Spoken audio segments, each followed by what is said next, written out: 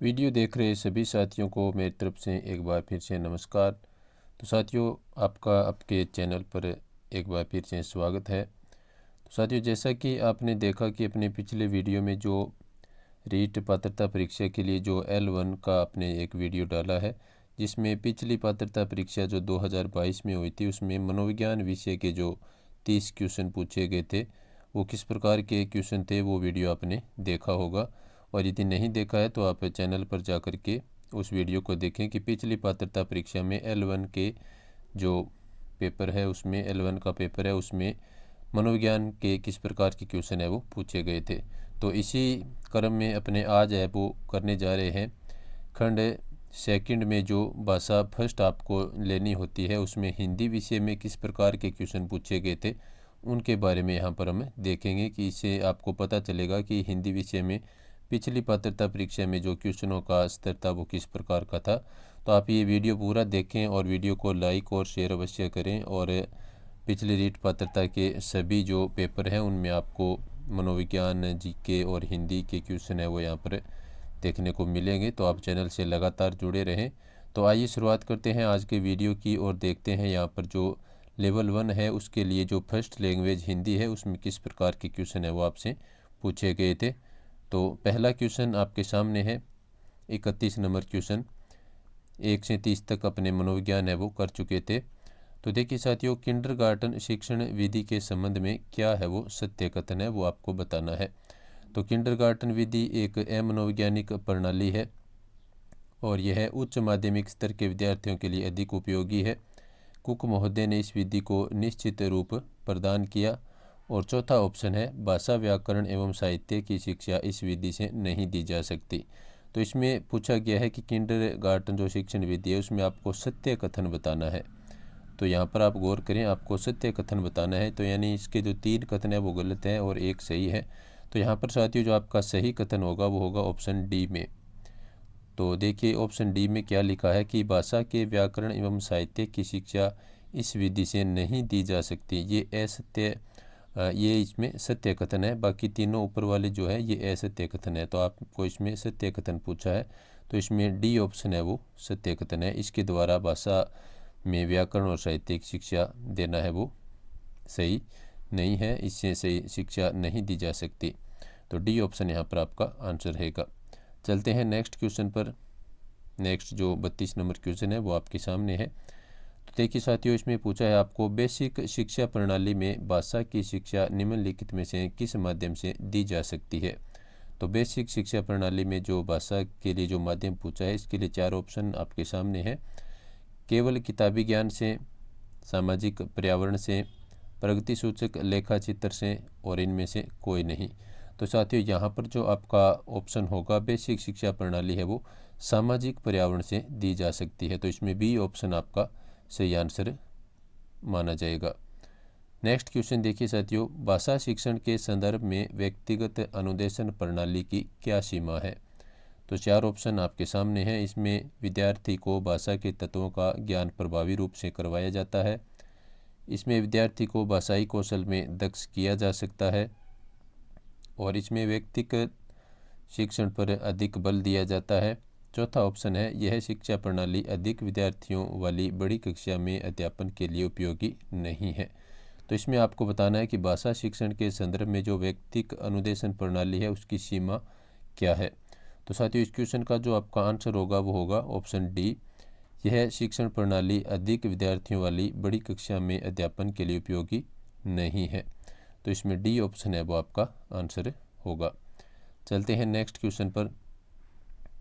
Next देखिए 34 number question, इनमें से कौन सा परिवीक्षित अध्ययन उपागम का सोपान है वो नहीं है। तो इसमें कौन सा सोपान है वो परिवीक्षित अध्ययन का नहीं है। तो इसमें आपको बताना है पहला ऑप्शन है अध्ययन कार्य का आवंटन, अध्ययन हेतु निर्देश, विद्यार्थियों द्वारा स्वाध्याय एवं शिक्षक द्वारा मार्गदर्शन और कलात्मक प्रयोजन। तो साथियों इस क्वेश्चन का जो आंसर होगा वो होगा आपका डी ऑप्शन, कलात्मक परियोजना है वो आपका परिवीक्षित अध्ययन उपागम का सोपान है वो नहीं है। कौन सा? कलात्मक प्रायोजना। बाकी तीनों इसमें इसके सोपान है वो माने जाते हैं। नेक्स्ट क्वेश्चन देखिए 35 नंबर क्वेश्चन, सर्वप्रथम सरल तथा समान आकृति के वर्णों को लिखना प्रारंभ कराएं। उल्लेखित बात किस स्तर के विद्यार्थियों हेतु कही गई है? तो 4 ऑप्शन आपके सामने है। प्राथमिक स्तर के विद्यार्थियों के लिए, उच्च प्राथमिक स्तर के विद्यार्थियों के लिए, और माध्यमिक स्तर के और उच्च माध्यमिक स्तर के। तो सर्वप्रथम सरल तथा समान आकृति के वर्णों को लिखना प्रारंभ कराएं। तो ये बात है वो साथियों प्राथमिक स्तर के विद्यार्थियों के लिए उचित है वो होगी। तो इसमें ए ऑप्शन आपका आंसर रहेगा। चलते हैं नेक्स्ट क्वेश्चन पर। नेक्स्ट क्वेश्चन है साथियों आपका कौशल से संबंधित, भाषाई कौशल से संबंधित। तो इसमें देखिए भाषा कौशलों में से अभिव्यक्ति कौशल है वो क्या है? तो साथियों जो सुनना, बोलना, पढ़ना, लिखना, ये 4 कौशल होते हैं, ये काफ़ी महत्वपूर्ण है। यहाँ से आपको 2 से 3 क्वेश्चन है वो हर बार देखने को मिलते हैं। तो ये काफ़ी आसान भी है, ज़्यादा मुश्किल नहीं है, तो आप इनको अच्छी तरह से याद रखें। तो भाषा कौशलों में अभिव्यक्ति कौशल यानी अपनी तरफ से कोई बात हम किस प्रकार से कह सकते हैं। जो 4 कौशल होते हैं, सुनना, बोलना, पढ़ना, लिखना, तो अपनी तरफ से बात कहने के लिए एक तो अपने बोल करके कह सकते हैं, तो बोलना है वो एक अभिव्यक्ति कौशल है। इसके बाद में दूसरा है लिखना, तो लिख करके भी हम अपनी बात है वो दूसरे तक पहुंचा सकते हैं। तो ये अभिव्यक्ति कौशल में आते हैं दोनों ही। तो इसमें जो बोलना और लिखना है वो आपका सही आंसर होगा। तो इसमें 36 नंबर में देखिए साथियों सी ऑप्शन आपका राइट आंसर माना जाएगा। भाषा कौशलों में अभिव्यक्ति कौशल कौन से हैं? बोलना और लिखना। चलते हैं अपने नेक्स्ट क्वेश्चन पर। अनुलेख किस भाषा कौशल से संबंधित है? अब देखिए अनुलेख लिखा है यहाँ पर। अनुलेख या फिर लेख या फिर लिखना, तो किस भाषा कौशल से संबंधित है? तो साथियों अनुलेख है वो आपका लेखन भाषा कौशल से संबंधित है। तो इसमें भी आपका सी ऑप्शन है वो राइट आंसर होगा। अनुलेख शब्द को देख करके आप भ्रमित ना हो, ये लेखन से संबंधित है, और इसमें लेखन लिखा है आपको, ये लिखना कौशल से संबंधित है। तो अनुलेख भाषा कौशल से संबंधित है लेखन। चलते हैं नेक्स्ट क्वेश्चन पर। नेक्स्ट क्वेश्चन आपका जो है वो है साथियों लिंग्वाफोन यानी रिकॉर्ड प्लेयर किस प्रकार की अधिगम सामग्री है? जो अधिगम सामग्री के अंतर्गत आता है आपका लिंग्वाफोन, और उसको रिकॉर्ड प्लेयर के नाम से जानते हैं। तो इसमें देखिए साथियों जो लिंग्वाफोन है वो किस प्रकार की अधिगम सामग्री है? तो साथियों प्रेक्षक सामग्री, दृश्य सामग्री, दृश्य श्रव्य सामग्री और श्रव्य सामग्री। तो इसमें लिंग्वाफोन है साथियों वो केवल और केवल श्रव्य सामग्री मानी जाती है। इसमें हम देख नहीं सकते, सिर्फ आवाज़ को सुन सकते हैं। तो लिंग्वाफोन आपका श्रव्य सामग्री में आता है। नेक्स्ट है भाषा प्रयोगशाला के अनुभाग में सम्मिलित नहीं है। परामर्श कक्ष, श्रवण कक्ष, नियंत्रण कक्ष और विश्राम कक्ष। तो साथियों यहाँ पर जो आपका आंसर होगा वो भाषा प्रयोगशाला में जो शामिल नहीं है, तो विश्राम कक्ष है वो भाषा प्रयोगशाला के अंतर्गत नहीं है। बाकी तीनों इसमें भाषा प्रयोगशाला से संबंधित तत्व है, परामर्श देना, सुनना और नियंत्रण करना। तो इसमें डी ऑप्शन आपका आंसर होगा। नेक्स्ट क्वेश्चन देखिए सहस्वर वाचन का गुण कौन सा है? तो अस्पष्ट उच्चारण, क्षिप्रता, उचित ध्वनि निर्मम और अस्वाभाविकता। तो सहस्वर वाचन का जो गुण है साथियों वो होगा आपका ऑप्शन सी उचित ध्वनि निर्गम। तो ये आपका सहस्वर वाचन से संबंधित गुण है, यानी उचित रूप से ध्वनि निकालना। नेक्स्ट क्वेश्चन देखिए साथियों 41 नंबर क्वेश्चन मौखिक मूल्यांकन के संबंध में उपयुक्त कथन है। तो साथियों इसमें जो आपका उपयुक्त कथन होगा वो होगा इसमें जो दिया गया है मौखिक मूल्यांकन में, तो इसमें बी ऑप्शन आपका सही होगा। मौखिक मूल्यांकन करता निष्ठावान, सहनशील और विषय विशेषज्ञ होना चाहिए। ये मौखिक मूल्यांकन से संबंधित उपयुक्त कथन दिया गया है। बाकी इसमें तीनों कथन है वो गलत है। नेक्स्ट क्वेश्चन देखिए साथियों 42 नंबर क्वेश्चन मूल्यांकन उद्देश्यों की प्राप्ति की सीमा का निर्णय करने की प्रक्रिया है। तो मूल्यांकन की यह परिभाषा किसकी है? यानी मूल्यांकन उद्देश्यों की प्राप्ति की सीमा का करने का एक प्रक्रिया है, सीमा का निर्णय करने की एक प्रक्रिया है। तो ये परिभाषा दी है साथियों आपके माइकेलिस ने। ऑप्शन ए इसमें आपका आंसर होगा, माइकेलिस ने इसकी परिभाषा दी है। नेक्स्ट देखिए साथियों 43 नंबर क्वेश्चन विद्यार्थी की सीखने संबंधी कठिनाइयों को दूर करते हुए करवाए जाने वाला शिक्षण है वो क्या कहलाता है? यानी आपको विद्यार्थियों की कठिनाइयों को दूर करते हुए शिक्षण करवाना है, तो वो कौन सा शिक्षण होता है? तो तो इसमें 4 ऑप्शन है, सूक्ष्म शिक्षण, ब्लॉक शिक्षण, अभ्यास शिक्षण और उपचारात्मक शिक्षण। तो साथियों 43 नंबर क्वेश्चन में जो आपका आंसर होगा वो होगा ऑप्शन डी, उपचारात्मक शिक्षण उसको कहते हैं, जिसमें हम विद्यार्थी की समस्या को या उसकी कठिनाई को हल करते हुए आगे बढ़ते हैं, तो उसको उपचारात्मक शिक्षण के नाम से जाना जाता है। तो डी ऑप्शन आपका आंसर होगा। नेक्स्ट देखिए साथियों, सतत एवं व्यापक मूल्यांकन का दोष आपको यहाँ पर बताना है। तो 4 ऑप्शन आपके सामने दिए गए हैं। तो सतत एवं व्यापक मूल्यांकन का जो दोष है साथियों, वो वहाँ पर जो 4 ऑप्शन आपके सामने है, इसमें डी ऑप्शन में इसमें जो सतत और व्यापक मूल्यांकन का दोष है वो दिया गया है कि यह प्रणाली तभी लागू की जा सकती है जब विद्यार्थी शिक्षक अनुपात कम हो।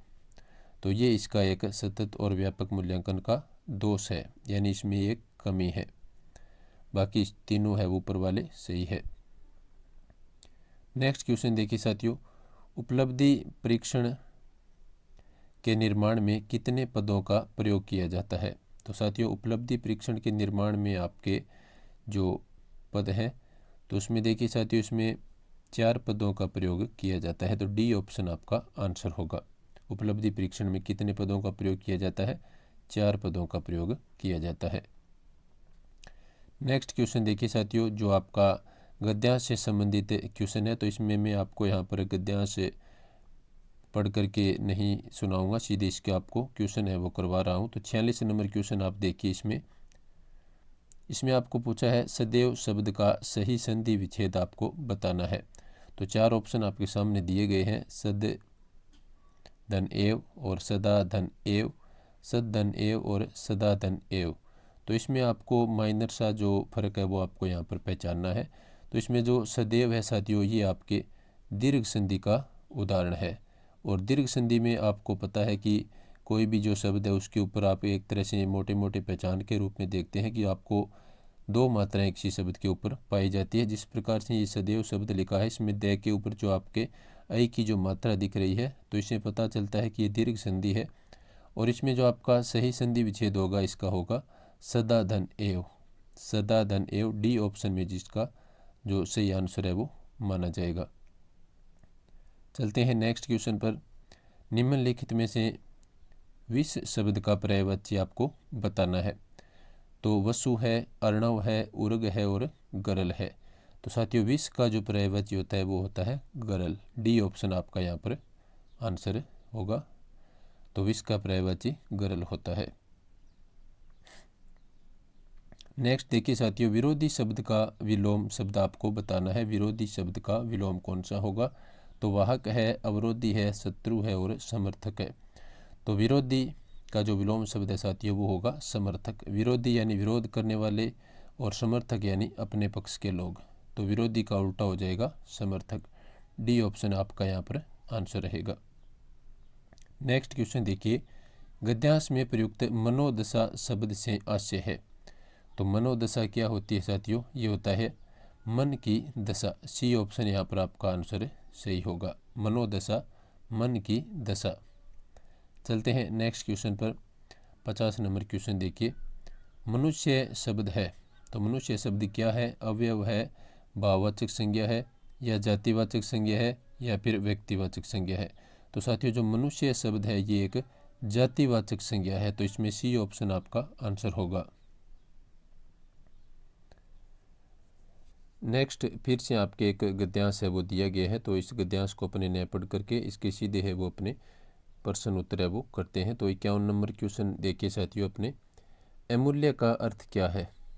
तो 4 ऑप्शन आपके सामने है, जिसका कोई मूल्य न हो, और जिसका मूल्य बहुत कम हो, जिसका मूल्य लागत से अधिक हो, जिसका मूल्य न आंका जा सके। तो साथियों अमूल्य का अर्थ होता है जिसका मूल्य न आंका जा सके, वो अमूल्य वस्तु होती है। तो इसमें डी ऑप्शन आपका आंसर है वो सही होगा। नेक्स्ट है निधियाँ शब्द का एक वचन क्या होगा। तो निधियाँ शब्द का एक वचन है साथियों वो होगा आपका निधि। तो निधि आपको पहचानना है कि कौन सा शब्द इसमें निधि का शुद्ध है। सभी जो विकल्प है उसमें निधि लिखा है। तो निधि साथियों इस प्रकार से शुद्ध लिखा जाता है। तो इसमें सी ऑप्शन है वो आपका सही आंसर माना जाएगा, निधि। इसके बाद में नेक्स्ट देखिए साथियों, उन्हीं के कारण पृथ्वी मातृभूमि की संज्ञा प्राप्त करती है। तो वाक्य में कौन सा काल है। तो साथियों इसमें जो आपके सामने काल कौन सा है तो वो आपको देखना है। तो देखिए इसमें संभाव्य भविष्य है या फिर सामान्य वर्तमान है या फिर संदिग्ध वर्तमान है या फिर आसन्न भूत है। तो साथियों इसमें जो आपका आंसर होगा वो होगा सामान्य वर्तमान से संबंधित ये कथन आपके दिया गया है। तो बी ऑप्शन यहाँ पर आपका सही आंसर होगा। नेक्स्ट क्वेश्चन देखिए साथियों, भाव शब्द है। तो भाव शब्द क्या है, स्त्रीलिंग है या फिर नपुंसकलिंग है, पुल्लिंग है या फिर उभयलिंग है। तो साथियों भाव शब्द है वो आपका पुल्लिंग शब्द यहाँ पर दिया गया है। तो सी ऑप्शन इसका सही आंसर होगा। भाव शब्द क्या है, एक पुल्लिंग शब्द है। नेक्स्ट है अचेतन शब्द का उपयुक्त अर्थ क्या होता है। तो अचेतन का आपको बताना है, निश्चित होता है, एकत्र होता है, चकित होता है या फिर निर्जीव होता है। तो साथियों 55 नंबर में जो आपका आंसर होगा वो होगा इसमें अचेतन का अर्थ होता है निर्जीव। डी ऑप्शन आपका सही आंसर रहेगा। नेक्स्ट है वाक्य के कितने अंग माने गए हैं। 4, 1, 2 और 3। तो साथियों वाक्य के जो अंग होते हैं वो 2 और अंग माने जाते हैं, उद्देश्य और विधेय के रूप में। तो यहाँ पर आपका सही आंसर होगा कि वाक्य के 2 अंग माने जाते हैं। तो सी ऑप्शन आपका आंसर होगा। और वो 2 अंग कौन कौन से हैं, उद्देश्य और विधेय। नेक्स्ट क्वेश्चन देखिए साथियों, 57 नंबर क्वेश्चन पर अपने पहुंच चुके हैं। रचना के आधार पर वाक्य का प्रकार। तो साथियों मैं आपको यहाँ पर बताना चाहूँगा कि आप जो वाक्य रचना जो टॉपिक है व्याकरण में उसको आप अच्छी तरह से पढ़ें और जो कौशल दिए होते हैं आपके उनको आप अच्छी तरह से पढ़ें। इन दोनों टॉपिक से आपको लगभग 4 से 5 क्वेश्चन है वो पूछ लिए जाते हैं। तो देखिए साथियों रचना के आधार पर वाक्य का प्रकार कौन सा है, विधानार्थक वाक्य, कर्तृवाचक वाक्य, संयुक्त वाक्य और भाववाचक वाक्य। तो साथियों रचना के आधार पर जो वाक्य का प्रकार है वो होता है संयुक्त वाक्य। ये 3 प्रकार के होते हैं रचना के आधार पर, सरल, संयुक्त और मिश्र वाक्य। तो इसमें संयुक्त वाक्य है वो रचना के आधार पर वाक्यों का एक प्रकार है। नेक्स्ट क्वेश्चन है, 2 शब्दों को जोड़ने के लिए प्रयुक्त विराम चिन्ह क्या कहलाता है। तो 2 शब्दों को अपने किस विराम चिन्ह से जोड़ते हैं साथियों, तो वो होता है आपका योजक चिन्ह। जिस प्रकार से मैंने यहाँ पर लिखा कि राम सीता लिखता हूँ मैं, तो इसमें बीच में अपने जो ये लगाते हैं तो ये आपका योजक चिन्ह होता है। ये 2 शब्दों को आपके जोड़ता है। तो इसमें अपने सीता लिख सकते हैं इस प्रकार से। तो ये जो आपका योजक चिन्ह है ये 2 शब्दों को जोड़ता है। चलते हैं नेक्स्ट क्वेश्चन पर और नेक्स्ट क्वेश्चन आपके सामने है। डाक के 3 पात लोकोक्ति का सही अर्थ आपको बताना है। तो साथियों इस क्वेश्चन का जो आपका आंसर होगा वो देखिए चारों ऑप्शन, सबसे अलग विचार रखना, समय अनुसार कार्य करना, सदा एक सी स्थिति बने रहना और समयातीत कल्पना करना। तो डाक के 3 पात लोकोक्ति का सही अर्थ होगा साथियों यहाँ पर ये सदा एक सी स्थिति बने रहता। सी ऑप्शन इसमें आपका आंसर होगा। बहुत लज्जित होना के अर्थ में उपयुक्त मुहावरा कौन सा है वो आपको बताना है। तो घड़ों पानी पड़ना, टोपी उछालना, घोड़े बेचकर सोना और डंका बजाना। तो साथियों इसमें जो आपका आंसर होगा घड़ों पानी पड़ना, इसका अर्थ है वो अपने किसके लिए प्रयुक्त करते हैं, तो बहुत लज्जित होना, इसके लिए घड़ों पानी पड़ना इसका ये जो अर्थ होता है। तो इसमें ए ऑप्शन आपका आंसर होगा। बहुत लज्जित होना यानी घड़ों पानी पड़ना ये मुहावरा है और इसमें बहुत लज्जित होना है वो इसका अर्थ होता है। इसके बाद में मैं आपको बता दूं कि ये आज का अपना वीडियो था। उम्मीद है क्लास आपको पसंद आई होगी। तो आगे आपको बहुत जल्द है वो नेक्स्ट वीडियो मिलने वाला है। तो इसमें अपने पुराने पेपर जो पिछली पात्रता परीक्षा के जो दिए गए थे आपको उनके किस प्रकार के क्वेश्चन आए हैं वो आपको बताना मुख्य उद्देश्य रहेगा। तो आप वीडियो को लाइक और शेयर अवश्य करें और चैनल को आप सब्सक्राइब करके रखें। तो वीडियो देखने के लिए सभी साथियों का धन्यवाद। नमस्कार।